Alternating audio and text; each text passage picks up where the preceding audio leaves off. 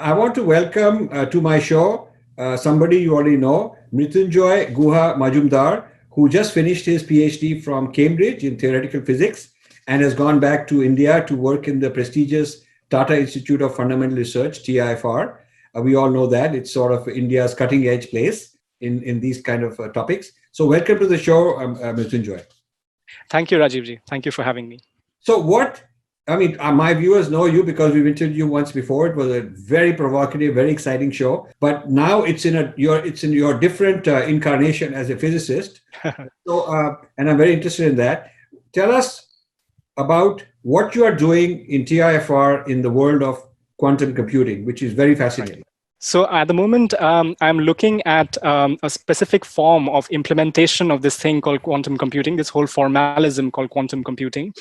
In my doctoral studies and even previously, I have worked on the theoretical aspects of quantum computing, particularly looking at various kinds of applications in the domain of cryptography, for instance, also in terms of communication protocols. In TIFR, we are looking at the specific implementation in the condensed matter system called Majorana fermions, and we have a group there which is working with other groups in IISc Bangalore, for instance, and across the country to try to bring together these varied resource persons and groups to implement this on this platform, basically. This is not just something theoretical and esoteric. It's not like a kind of a telescope that will look for new galaxies. But it's going to affect you here and now. Yeah. It's going to affect our lives very soon. So tell us, for instance, in the defense sector, because both US and China are racing because they think that whoever develops this first could actually have a huge decisive advantage and finish off the other, literally. So what are the defense? Why is it such a big deal for defense? Right. So, I mean, quantum computing in general is the use of quantum physics and quantum particles for implementation in information processing, and one specific aspect of this is in cryptography. And as you may know, that our all our networks in the country, for instance, in terms of cybersecurity, in terms of communication channels as well, has these things called crypto systems, these ways of encrypting data so as to make it secure, for instance. And there are various kinds of crypto systems. So there are symmetric and asymmetric crypto systems. And the asymmetric crypto systems are based on the sharing of certain keys for getting access to how to unravel or decode what is being encrypted in the system, so to say. So if you have a powerful enough computer and you can run through the various possible permutations of what this key can be, there is a very interesting and easy way, I mean, in a certain manner, to crack open this key and get access to the information that is encrypted therein. And so that is a huge threat in itself. And as you may know, our cybersecurity, we have various public networks, public, security systems, so to say. And if there is a powerful enough computer, although we're still some way off from there at the moment, but it can really pose a very strong risk towards, this kind of a platform that is there across the country in terms of a crypto system. Also, if you were to look at things like, quantum satellite technology, where, there are these new findings and new pursuits and ventures which have been carried out by the Chinese, scientists recently, for instance, where there is a manner in which they can also relay information from the Earth to satellites out in space, for instance. So around us, especially in China, there has been a lot of development on how to apply the power of quantum physics for information processing. And if you do not have a balance of sorts, I'm not saying that this is something, I don't want to be an alarmist or cause panic, so to say, but it is only right to have deterrent technology and capabilities so as to be strong enough and secure enough if there were to be any such threat that comes about. Yeah. Excellent. So I'll just recap, because every time a sophisticated subject matter expert comes, and I love it, I want you to say exactly all the details. Then my job is to also rephrase it, paraphrase it, so people hear it twice. So people shouldn't say, why is this guy repeating? I'm repeating because most of our audience need to hear it twice, need to hear it in a simple way. So my summary, a restatement of what you said is that when you encrypt a message so that it's encoded and it becomes a secret, nobody can understand it, if they are wiretapping. At the other end, somebody if somebody is wiretapping, they will find it's all garbage and gibberish. They won't understand unless they have a key to decrypt it, decode it, break the key. And if they have a powerful enough computer, they can do that. Yes. So it's a question of which computer is more powerful. Yes. If my computer is more powerful and I encrypted it, and you are trying to break it, your computer is not that great, you're not going to be able to do it. It'll take you far too long, and by then the information will be obsolete. But if your computer is more powerful than mine, then no matter how well I encrypt it, you're going to be able to break it. That's what it is. So it's really like, is my missile better or your missile better? If my missile goes 200 miles and your missile goes 500 miles, you'll keep your missile beyond the range of my missile, and from there you shoot me down. I mean, it's really that. If you can get an advantage, then you can use that advantage to finish off the other guy. So quantum computing takes this whole encryption to a new level. So if I have a normal computer like the ones today, which are called classical computers, so if I have a classical computer and I'm encrypting and I think I'm secure, but you have a quantum computer, you don't even have to tell me, but you're listening to everything. You have figured out everything that's going on without my knowledge, and that's a major security issue. On the other hand, I won't be able to break through into your communications because you have a quantum computer and I have a weaker computer. Yes, and also there is the aspect of quantum systems, which is that they are very delicate as well in terms of this thing called decoherence. And if you try to tap into a quantum computer, it will destroy the message in a manner which will make it gibberish again. It will not make much sense. So there is a certain resilience issue. So there is a way in which quantum systems are inherently resilient to external attacks. So not only is your computer not strong enough to come into the system, into the quantum network, but also because of this decoherence, this internal resilience, that will also couple with the former and create a greater chance that you will not be able to get much out of trying to attack this quantum network, so to say. This is enough to excite defense people, and I'm sure yes much of this TIFR research is defense oriented. Yeah.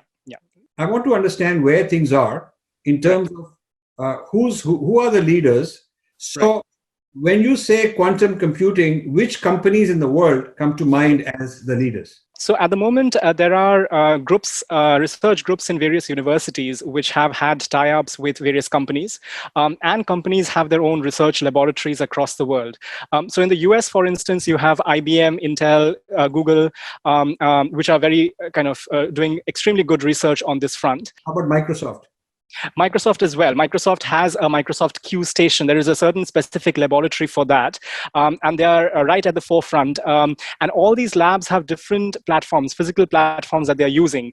So for instance, some are using superconducting physical systems. Some are using photonic systems. And each of these platforms has a certain they have pros and cons. So there is, for instance, a trade-off between how long you can protect a quantum bit, which is the fundamental unit in a quantum computer, or how many of them can you use at one point, or what kind of implementation of certain circuits you can do with those systems. So there's a trade-off between all these different dimensions that a quantum computer can have. So some of the platforms are better on one of them or a few of them, and the others are on others. So you have to pick and choose as to what works best for you, essentially. So for instance, for communication, which is long-distance communication, people often prefer photonic systems, optical systems, because of the manner in which it can be protected. I mean, the information can be protected using photons in, let's say, fiber optics, or using cladded, transmission channels, for instance. Whereas for more localized computation units, we use things such as quantum dots. We use things in semiconductor physics, and also in superconductors, for instance. So you have to again have a hybrid of sorts depending on what is to be done. Having said that, I mean, you also have groups which are working with university labs, as I was saying. So for instance, where I was working previously in the Cavendish laboratory, we had a Hitachi Cavendish laboratory which was established there, which had a fabrication unit specifically for fabricating different kinds of chips, which could possibly undertake quantum computation. it was obviously at a very early stage still. It's still being kind of worked on. But similar to this, you have groups in, for instance, Australia, the University of New South Wales, for instance, in Harvard and MIT as well. There are groups which are working with companies out there. So it is about tapping into the academic and intellectual capital which is out there in these universities, as well as the state-of-the-art infrastructure which is there in the companies, bringing them two together. I think that is the way these various entities are working. In terms of country-wide investments, there are a few countries which have stood out. So obviously the United States does stand out because of its US National Quantum Initiative Act, whereby they have committed $1 billion per annum. And then there is China, which has looked at the National Laboratory for Quantum Information Science. Again, there has been a huge investment of about $10 billion last I read. And there has been work in the European Union as well, where quantum technology for commercial purposes is being looked at, especially in Netherlands, where there is a quantum QTech Center for Quantum Computers. In the United Kingdom as well, we have the UK National Quantum Technologies Program. And in the Asia, we have Singapore, which has been looking at it quite closely. We have this thing called the Center for Quantum Technologies, which is quite well known and has been doing seminal work in the area of quantum information. Just to unpack this, when you list when I asked him to list who are the main suppliers or main research people, there's not an Indian entity which is like on the top 10 as of today. Not as of now, yes. Not as of today. Yeah. Okay. This is very important. We're not in the top 10 in terms of companies, universities, etc., developing this technology. We'll talk about later on how to become one of the top 10. So far, we're not. And one of the clues he gave to their success is how big industrialists, not just pocketing their money and becoming billionaires and flying in private jets and having a good time. They're doing that too. But they're also investing in universities. So, he pointed out how Harvard and MIT and Cambridge and Australian universities and all kinds of places are tied up with industry, where they want to tap the brains of the scholars and the students, in these departments, and get them to do this kind of work. So the benefit goes to the university because it nurtures bright students for the future, and it goes to the industry because they get all the intellectual property. So both sides benefit. And India doesn't have a Reliance or a Infosys or a TCS or one of these kind of big guys, HCL. Well, you don't have these kind of guys saying, okay, here's $1 billion. I'll give it to Indian Institute of Science, and somebody could say, I'll give $1 billion to this IIT or something, and you guys develop it. And this will be our technology 5 years from now. We are basically milking what we can now, short term. And when you are in a short term mode, you don't have the mentality to invest the next generation. You'll just license it from somebody else. We'll just license it back from some American company and pay them a huge amount. Plus, we'll also be one generation behind.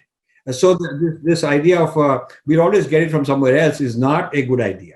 This is hurting our country quite a bit. What are the qualities of a quantum computer? Is it speed? Is it power? What are the qualities compared to the normal today's computer? And by what factor? I mean, regular computers also keep increasing by few percent every year, and they double every 3-4 years. But quantum computing is a huge jump. So how big is the jump between regular computers and quantum computers? I think people should know how drastic this whole thing is. Tell us. Before going to that very important point, I just wanted to give a little bit of context in terms of how the quantum world is fundamentally very different from the classical world, to take a little while. So the thing is, at the very beginning of the 20th century, actually the turn of the 19th century, there was this famous physicist Michelson who proved the theory of relativity and looked at how the idea of ether could be dismissed with experiments. In 1894, he mentioned a very famous line where he says that all we need to do in physics at the moment is to kind of fix certain decimal points, and we will have known all of physics, more or less.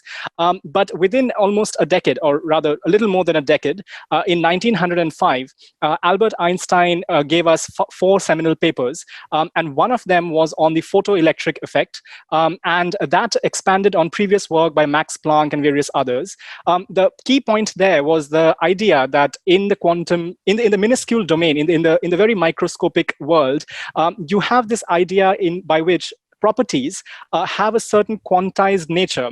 So what do I mean by quantized nature? They come in certain packets, so to say, of, let's say, energy or momentum or certain other properties. And this domain that we're talking about is very different from the world that we live in, which is called the classical world. And that the world out there is probabilistic in nature. So you can have a certain way in which a certain property or a certain entity can have multiple different properties it can assume with a certain probability of having each of them. So to give you an example in the real world, when we see a table, for instance, or a certain object, we see it as having a definite property. So it has a certain shape, it has a certain color. In the quantum world, it would possibly have something known as a superposition. So it could be, let's say, red and green and black and blue at the same time, till we actually measure it to be something. So it's a very counterintuitive idea. The whole idea of reality is defined by your act of measurement or observation. And so how is this important in terms of quantum computation? In the world of information processing and computers, you have this thing called bits, which are the fundamental building blocks of any computing system. So these are zeros and ones, as we know. In the quantum world, because of this property of superposition, one can have something like an alpha 0 plus a beta 1. What do I mean by that? You can have a manner in which you can have a superposition of the zeros and ones. So instead of having just the 2 bits, which you would have in a classical system, you could have, in principle, an infinite number of building blocks or bits, so to say. So you can immediately see that the entire space we are working with in terms of computing expands tremendously. So even the building block is so much more powerful than the classical counterpart. So in that regard, it is obviously very efficient. It is very powerful in terms of the speed. So to give you a little bit of numbers here, it is said that the quantum computers can be 1,000,000 times faster than a regular computer chip. With Google announcing that it has a quantum computer that is 100 million times faster than any classical counterpart in its lab, so to say. Quantum computers can also withstand cyber attacks, as I was mentioning previously, better than their classical counterparts.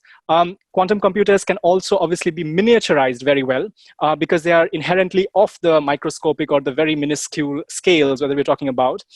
So for instance, to give you again numbers here, about 1,500 quantum bits, 1,500 quantum bits in Intel's new qubit D1D fab chip can fit across the diameter of a single human hair, so to say. So you can imagine the kind of miniaturization and the kind of packing and composition we are talking about. And obviously, quantum computers are also more efficient.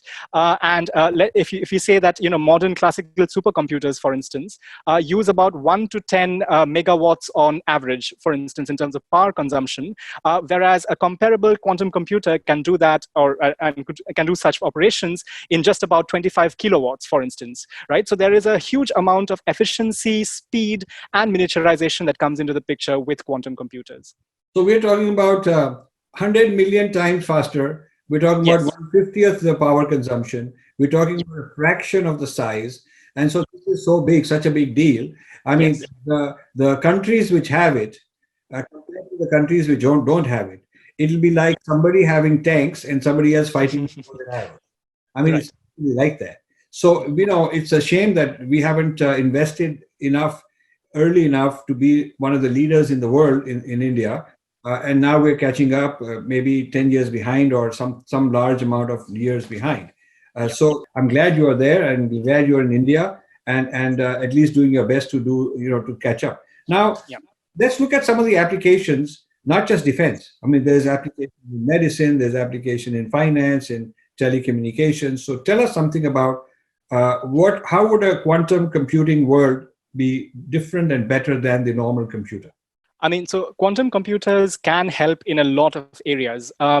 Because of the computational power it comes with, it obviously can help with research.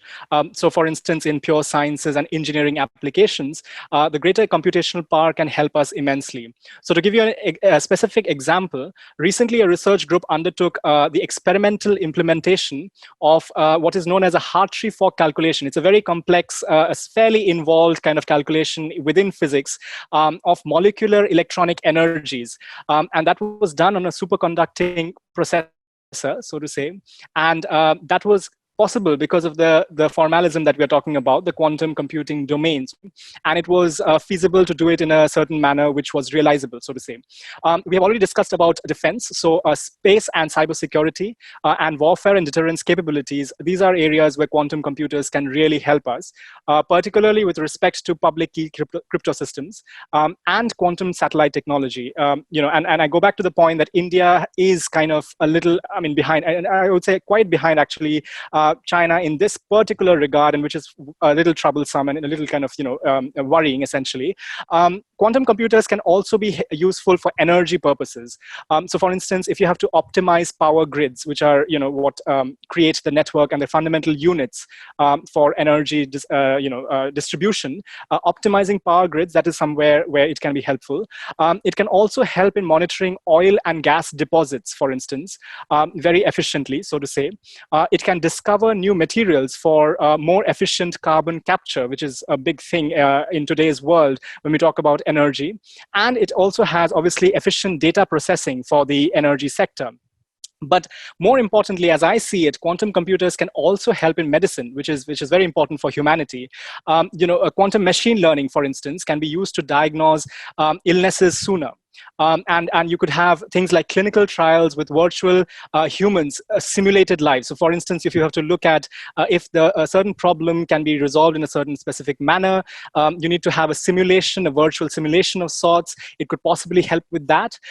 It could also help in moving hospitals to the cloud technology, to make it remotely accessible to various people in a manner where everything is more efficient and more compact, so to say.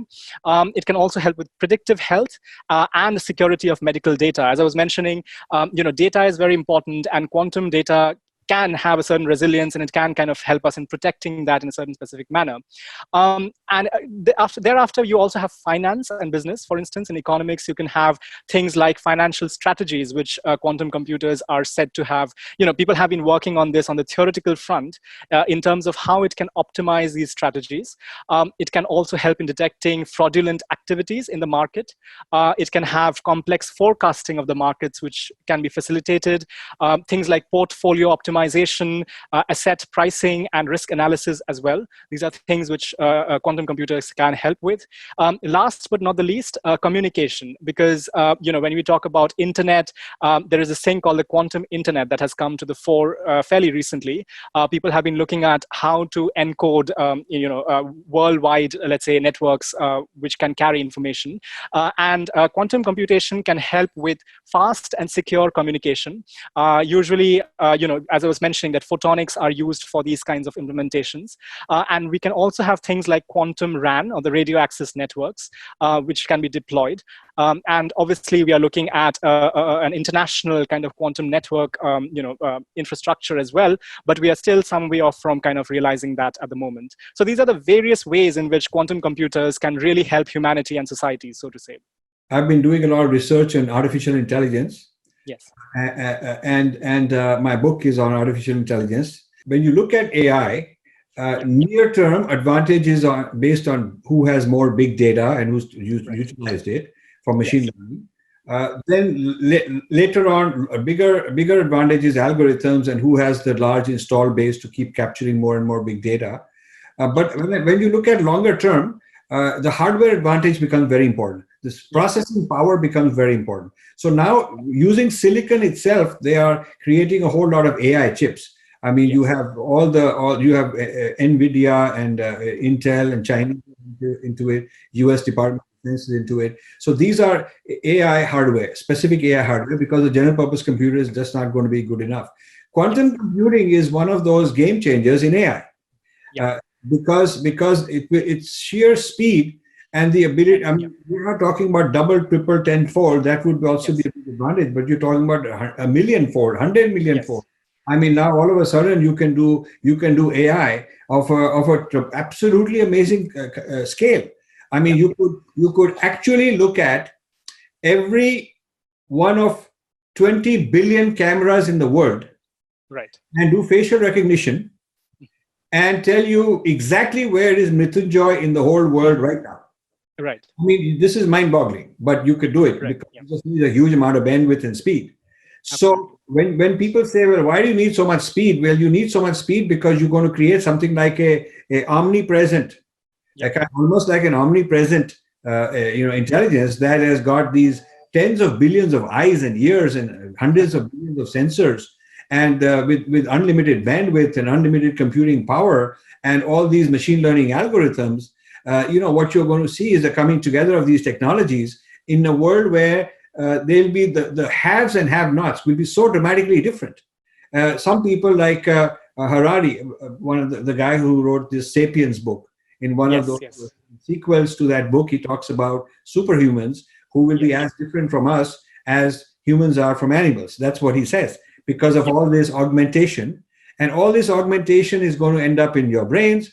And this is where Josephson comes in, or a lot of this is going to be brain-machine interface. So Yes. these supercomputers in the cloud, and these implants, this artificial intelligence, you're going to see a whole different world. And this is not science fiction. And I'm not talking about 100 years later. I'm talking about during your life, and hopefully maybe during my life also, maybe. Right. Yeah. But Yeah. because I don't think this is going to take that long. I mean, I see by the end of this decade a whole lot of very powerful things coming together. Absolutely. I think at the moment there are, I mean, as I was mentioning, there are systems which have come to the fore. I mean, Intel, for instance, has been developing these chips and systems. There is this publicly available, software. It's a website called IBM Quantum Experience, which IBM has kind of put forth. And you can actually do computations on a quantum chip, on a quantum system, so to say, which IBM has housed in its own kind of, facilities. And you can do various complex things with it. I mean, in terms of circuit building, in terms of computation. So we have already reached at least that level, essentially. In terms of what is next, I think integrating all these things together, right? I mean, making it one composite computing unit, so to say. That is what is the next step, which various companies are looking at. Yeah. In India, there is fragmentation. I mean, tell us about the scene in India. There's IITs, there's Indian Institute of Science, there's TIFR, there's all of these guys scattered here and there.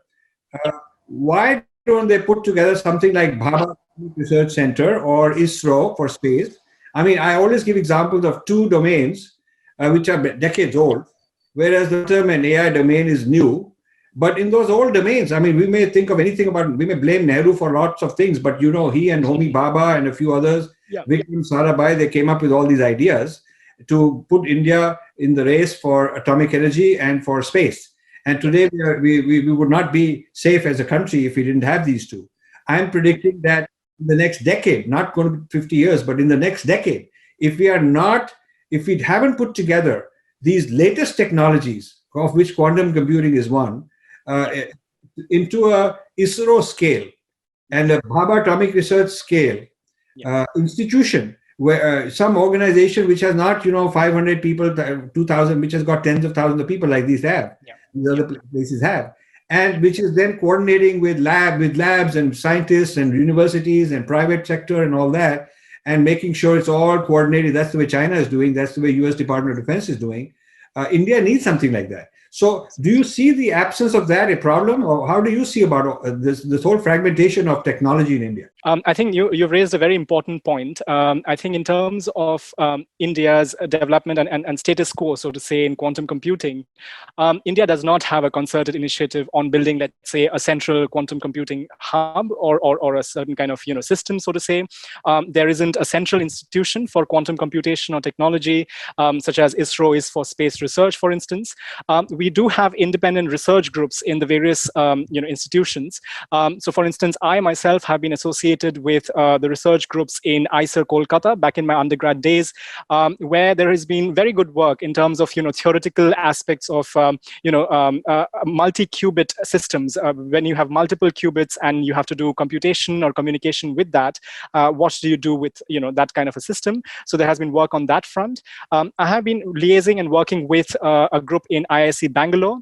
There are a few groups actually in IISc Bangalore, India Institute of Science, which are looking at photonic systems and how to build integrated systems which can have long distance communication when it comes to optical system based quantum information processing and communication.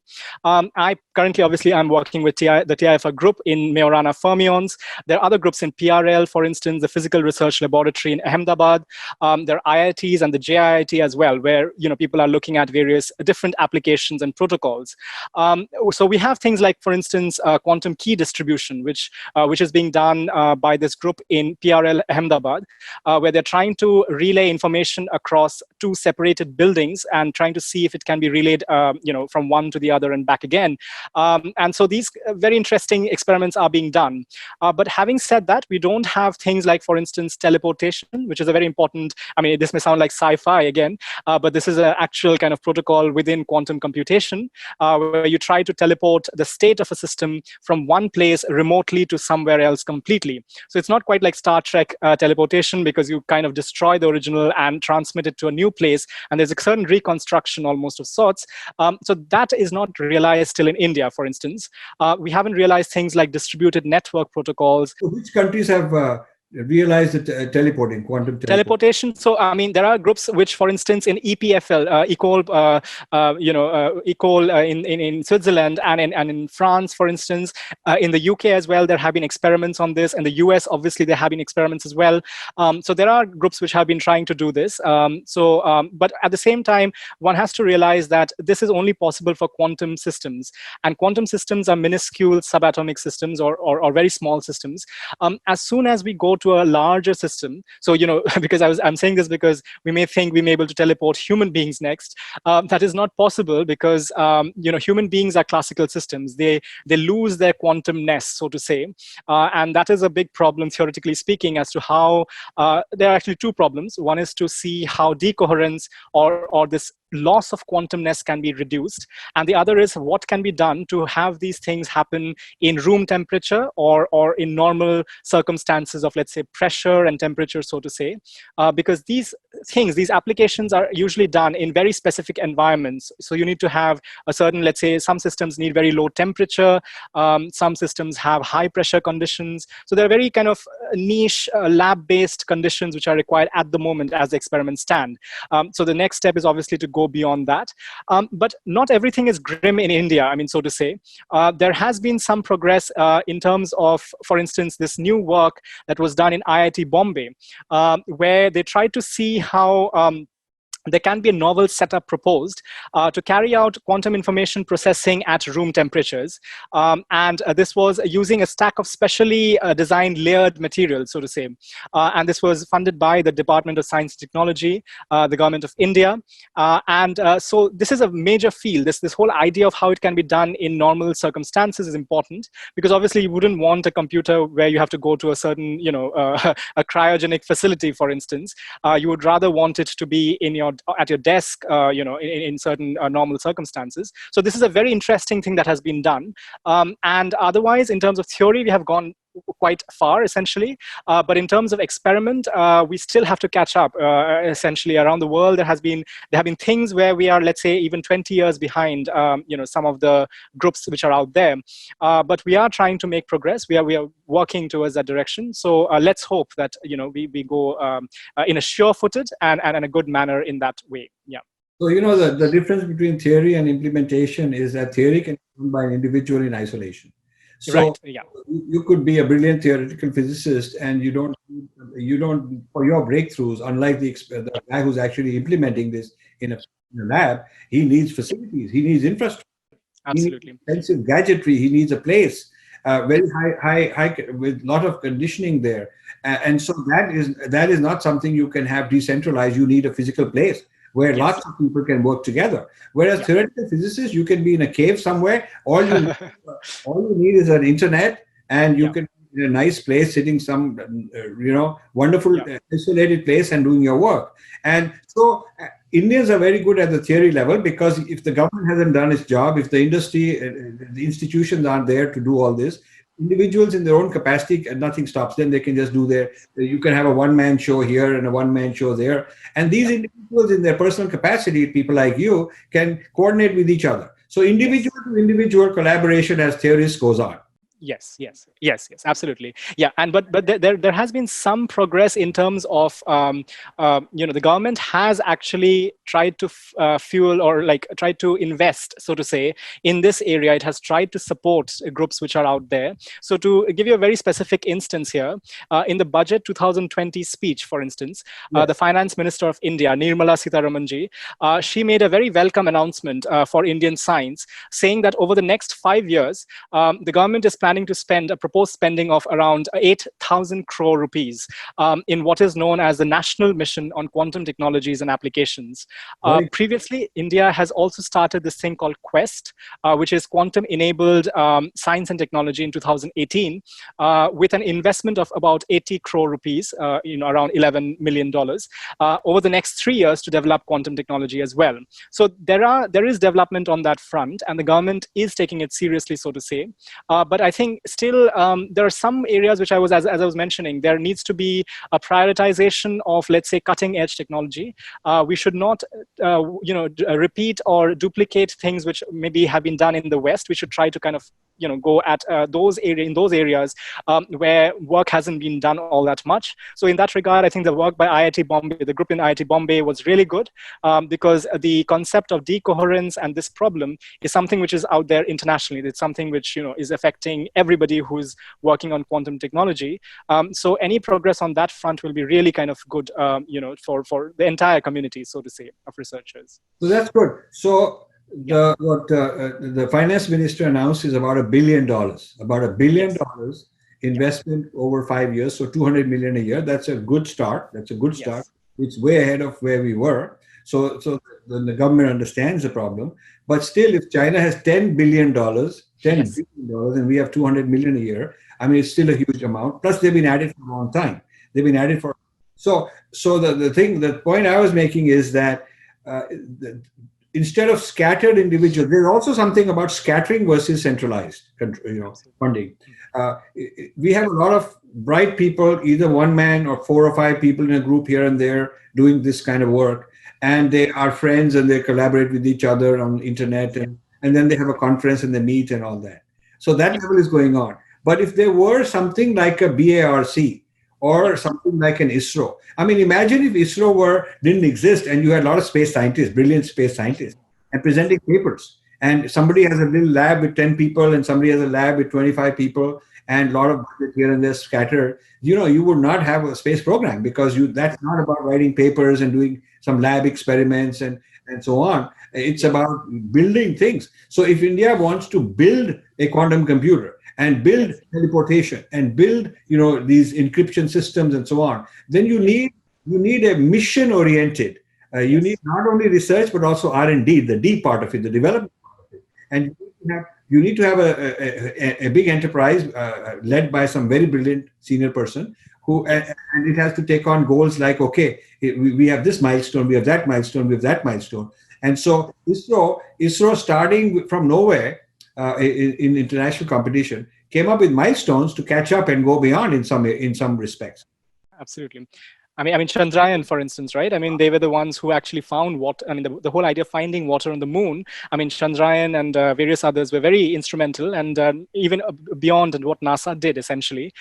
So that was something which was so out front, in the front, essentially. Also, cost effectiveness of launching, all these mini satellites and all that stuff. I'm forced to contend with. I mean, of course. Now I don't want to digress, but the next generation of space technologies, people like SpaceX, reusable, and the private sector. So they're going to go ahead even further, and ISRO will have to catch up. But at least ISRO is there.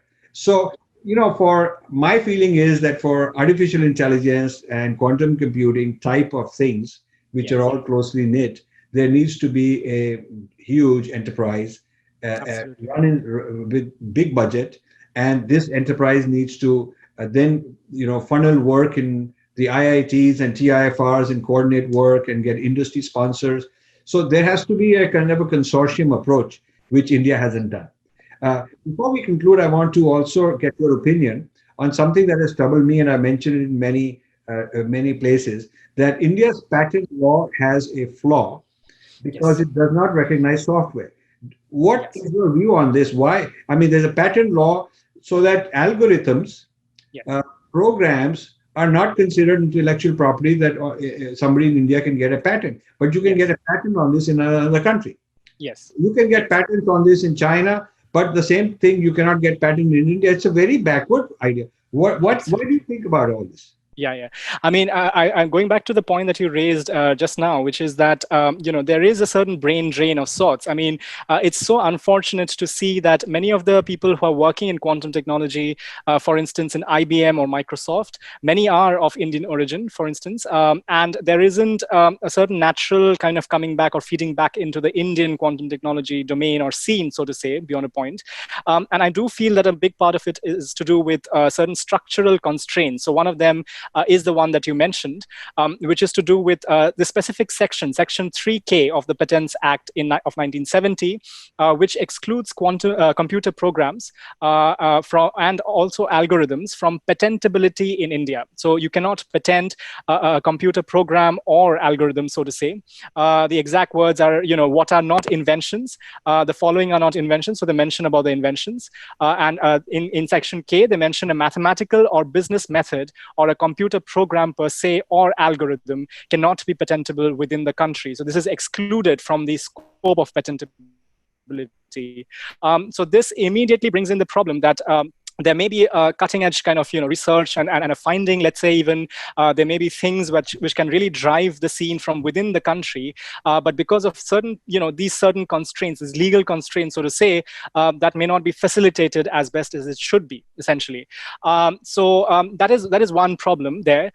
Also, it has been seen, and I don't want to criticize any entity here, especially not the government, because it has done so much in recent times, but some of the groups have mentioned how there is still a need for the implementation part of the, let's say, the financing and the funding and the support that has still not kind of gone through to the extent it should have, or it can go through, and that needs to be looked at very closely, because there are groups which, for instance, were committed funds, for instance, and they have had a little bit of problem with getting it into their groups. Probably this has to do with COVID as well, because there are obviously constraints the government has to kind of consider when it is looking at the situation. So we need to have these certain constraints and problems and barriers, so to say, legal, technical, financial, and to do with implementation, which needs to be evened out if we want to have a good quantum technology mission in India. Very good. So this is why I have this book, to shake up and wake up Right. our leaders and our policymakers, so Yes. that they can open the doors for people like Yes. you to move forward. So I want to read out one more time the Indian Patent Act of 1970. It says, what are not inventions? So it's Yes. as you mentioned, the following are not inventions within the meaning of this act: a mathematical or business method or computer program per se or algorithms.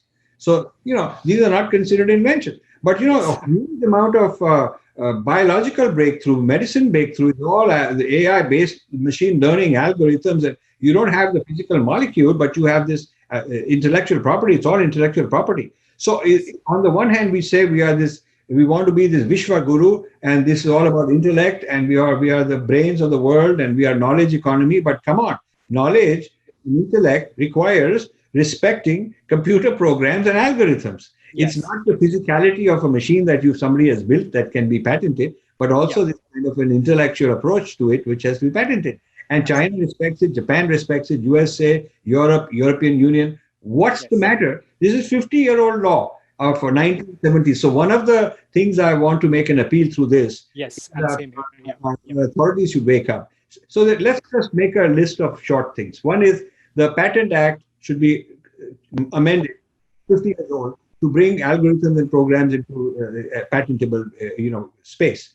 The second is there should be an ISRO or BARC scale central organization with huge funding for this whole, what I call the AI umbrella, with quantum computing in it and various other things in it, robotics in it, space, aerospace, all of these things in it. So the aerospace is already in ISRO, but these other new informational technologies kind of things, computational informational technologies. So this has to be, the future is computational, and this computational intelligence, artificial intelligence, quantum intelligence has to be of a very big scale.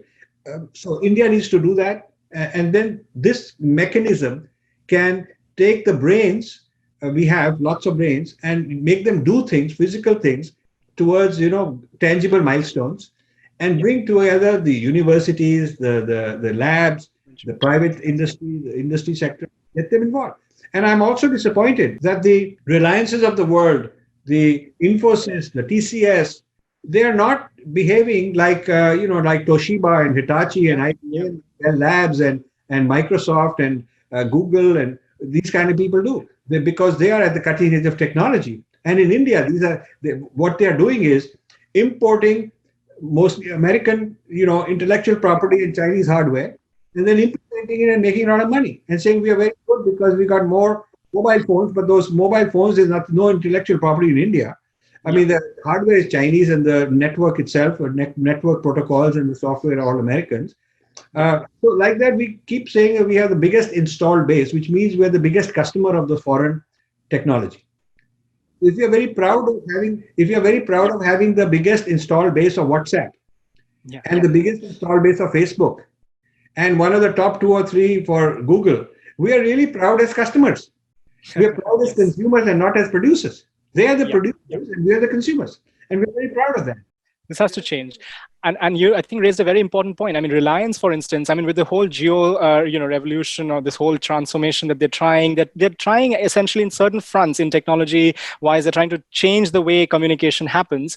So it is only natural for a company like that, I mean, which has a nationwide reach, which has the capability in terms of finances. And if it really wants, it can also go and liaise and tie up with certain groups, for instance, to try and build something on this front, at least have one lab which looks at, let's say, a very targeted implementation of quantum computation in the communication sector, so to say, and that will spur, for instance, funding and support to certain groups to kind of look into that aspect of things. The government on the side can always keep on looking at the central institution and how to have various platforms for computation and communication purposes as well. So this public-private tie-up, this synergy, so to say, I think is very important for us to as we go forward. Yeah, that would require a change of mind and heart on the part of the Indian billionaires, that earnings per share and growth in earnings in the stock market and in Sensex, all that is not the only important criteria.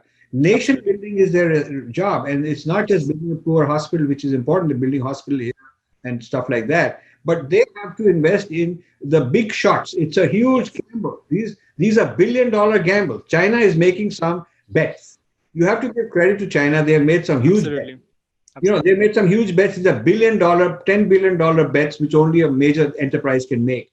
And they're making bets which are not only large amount of money, but it'll take a decade before results come out. But if you are right, then you'll take over the world. So it's a people like the Mukesh Ambanis who got to do that. It's a people like Anand Mahindra who got to do that. It's people like the Tatas. I mean, they have nothing to lose because they've got everything they possibly need. So they should take a good part of their wealth and their capital and their clout and their credibility and invest in the long shot, what's called the moon shot. That's the term, moon shot, meaning really out there. But if you're successful, you'll take your country and your people to the next level. They have to do this, and they are not doing it. They're just basically, now Geo is a good commercial venture because you can take over the retailing from all the small street vendors and you can have lakhs of your own virtual shops and stores, and you become the Amazon and all that. So you're kind of, in a sense, eating into it. It's a kind of cannibalizing the small retailers and making tons of money and becoming very famous. And so they're bringing in the technology which will help them do that. But that's not new technology. They are not bringing it. But getting a Facebook investment or a Google investment is not a breakthrough for India. I just want people to know that. The breakthrough for India would be to invest in these kind of things that Mrityunjay has been talking about. Thank you very much, and I'll keep talking. I mean, I'm not done. We are just going to stir things up. Yes. I think the whole idea of AI, and also in terms of neural networks and consciousness, which we also discussed, I think that's an area which is there's a lot of things to discuss there as well. So I look forward to having discussions with you on that. Yes, and wonderful to have you. Thank you very much, everybody, and namaste. Thank you, Rajesh.